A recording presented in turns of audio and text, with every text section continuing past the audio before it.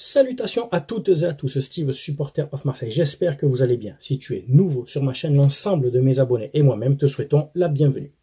Ici, on parle foot. On va débriefer, analyser ensemble ce match. L'OM, Le Havre, 8e journée de Ligue 1 Uber Eats, victoire 3-0 enfin à domicile au Stade Vélodrome. Allez, c'est parti. Alors, match à 13h. C'est pas un horaire qui me fait kiffer. Hein. J'en parlais juste un peu avant avec Ayoub, oui, à Parisien 88, et il me disait à juste titre, rappelez-vous, pour moi les dimanches midi 13h, c'était poulet pommes de terre, Walker Texas Rangers quoi. Donc voilà, match à 13h, le stade était quand même bien plein, hein, pas guichet fermé si je dis pas de bêtises, mais bien plein, il y avait une belle ambiance, un horaire familial, d'accord. Voici la compo, on attaque tout de suite avec la compo, donc Gattuso nous propose le 4-2-3-1 qui me convient très bien, Paolo Lopez dans les buts qui n'a pas eu grand chose à faire, un seul tir cadré, il l'a géré sans problème, le jeu au pied où des fois il fait un peu peur, hein, notamment les matchs précédents, j'avais oublié d'en parler, il fait des fois un peu peur dans son jeu au pied, mais rien de bien méchant cet après-midi.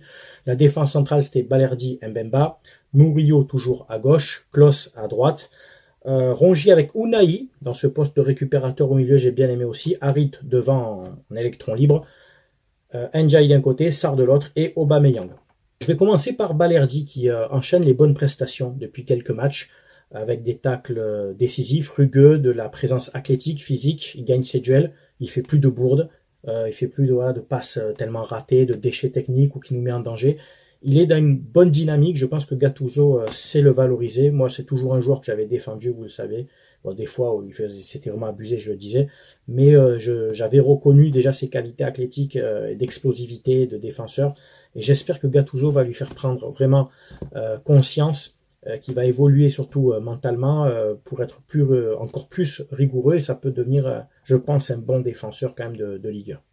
Mbemba, ça va un peu mieux aussi, avec un tacle décisif en deuxième mi-temps, plus incisif dans ses interceptions. Bon, l'opposition en face, il faut le reconnaître, Le Havre, c'est plutôt assez faible. Hein. Ils ont gagné très peu de duels.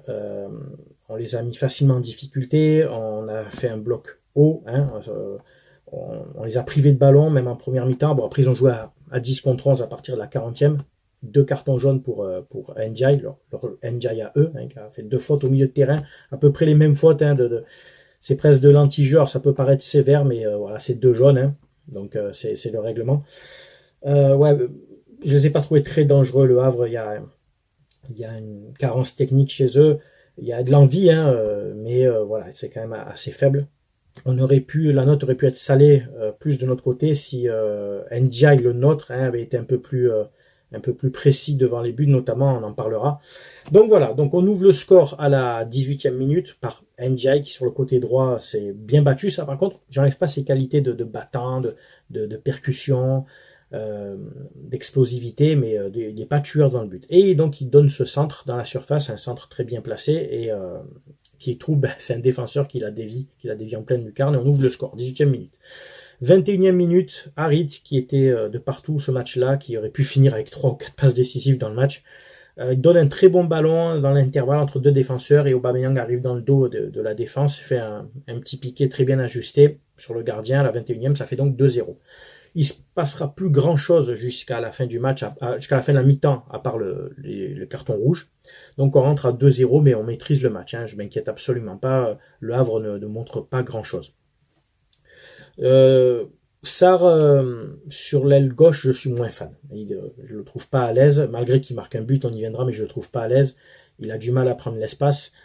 Il a de temps en temps combiné un peu avec Murillo, mais Murillo qui est très discret, hein, ça allait plutôt sur le côté droit avec Klose et Ndiaye, d'accord.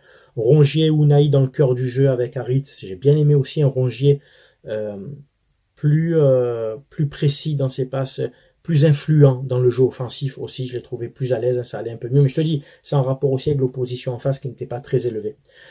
On attaque la deuxième mi-temps, il y a un premier changement, donc Kondogbia remplace Unai, qui a fait, je trouve, une bonne prestation, on retrouve donc un Kondogbia au milieu de terrain. Un peu plus tard dans le match, Vitinha remplace Ndiaye, Meite remplacera Mbemba, Soglo remplacera Sarr, qui sera buteur sur le 3e but, grâce à un gros travail d'Aubameyang, et la rentrée de Nadir à la place de Harit. Mais j'ai inversé, donc c'est Vitinha pour Harit et Nadir pour Ndiaye. J'ai bien aimé la rentrée de jeune Nadir. Hein. Beaucoup de culot, des dribbles dans les petits espaces. J'ai bien aimé le peu de temps où il a joué. J'ai apprécié. J'espère qu'on va le revoir. Pour le troisième but, ça part d'un long ballon en profondeur. Aubameyang passe devant la défense, contourne le gardien et est à la lutte avec le défenseur. Il va pour perdre l'équilibre. Il a cette justesse de mettre cette passe en retrait en talonnant. Je pense qu'il a fait un peu par, on dit par, allez, je tente le coup s'il y a quelqu'un, parce que je pense pas qu'il savait que Sarr arrivait dans son dos. Et Sarr qui est arrivé grâce à son coup de rein et sa vitesse pour reprendre le ballon qui roulait devant la cage, malgré le retour du gardien et du défenseur. Si c'est un autre joueur qui va moins vite, le troisième but, on le met pas. Donc bravo à Sarr pour son explosivité. Malgré ça, on a eu beaucoup d'autres occasions. 14 tirs, 6 cadrés.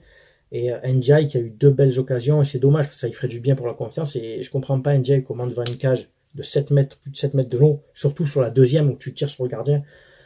Il faut que tu sois plus tueur garçon, parce que sur ces matchs-là où on est à l'aise, 2-3-0, mais d'autres matchs, des occasions comme ça, il faut les mettre. Il faut mettre, j'en attends plus de lui. Alors, il se bat, il provoque, il dribble, tout ce que tu veux, mais quand il faut marquer des buts, ça pêche un peu, quoi, et c'est dommage. Maîtrise du match. Je te dis, on était à l'aise. Clean sheet surtout. Clean sheet, c'est important. C'est le 3e depuis le début de la saison. On revient donc à la 6e place provisoirement en attendant les autres matchs, notamment le Rennes PSG, qui est un match important pour nous, pour le classement. Clean sheet, donc 3 buts. Aubameyang a marqué. Ndiaye a fait quand même une bonne prestation. Sarr a marqué. Tout le monde a fait dans l'ensemble un bon match. Vitinha a eu peu de ballons, malheureusement. Ça viendra, je pense que peut-être le faire rentrer un peu plus tôt dans le match à 2-0, ça aurait été pas mal aussi. Donc voilà, on a 12 points en 8 matchs. Donc bien entendu, dans la moyenne des 2 points par match, on a 4 points de retard. 12 sur 16, on a 4 points de retard.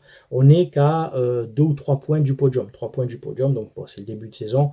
On arrive quand même, hein, il n'y a que 36 matchs cette année. On arrive au quart de la saison. Là, prochain match, on arrive déjà au quart de la saison. Donc il va falloir faire une série maintenant. Il va falloir que l'OM engrange des points, faire une série de 4, 5, 6 matchs sans défaite surtout, et sur les 5-6 prochains matchs, il y a la trêve internationale, d'accord, mais il faut en gagner au moins 4 ou 5 pour remonter sur le classement, parce que l'Europa League va revenir, etc. Il y a la Coupe de France après qui va arriver, donc il va y avoir une accumulation des matchs.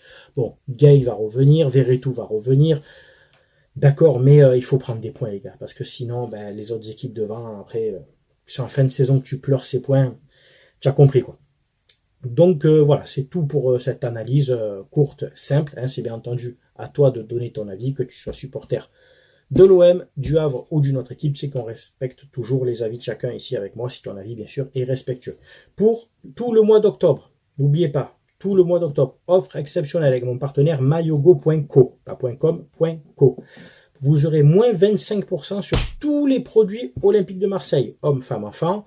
Maillot rétro, maillot vintage, survêtements, polo, enfin tous les produits OM, hommes, femmes, enfants, moins 25% jusqu'au 31 octobre, avec le code SOM25. N'oubliez pas de rajouter le 25, sinon vous n'aurez que 15%.